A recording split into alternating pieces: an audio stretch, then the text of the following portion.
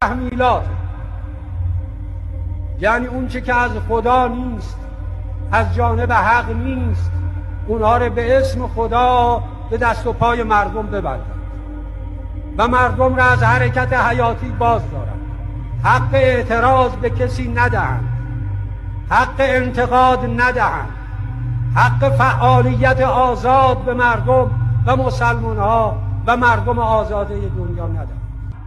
شاید بعضی از دوستان ما بگویند آقا شما چرا این مسائل در میان توده مردم مطرح میکنید؟ بیاید در مجلس خبرگان. میگم بین موکلین شما من مطرح. خودرأیی و خودخواهی رو کنار بگذارید، گروه‌هایی و فرصت طلبی و تحمیل عقیده یا خدای نخواسته استبداد زیر پرده دین رو کنار بگذاریم و بیان با مردم، با دردمندها، با رنج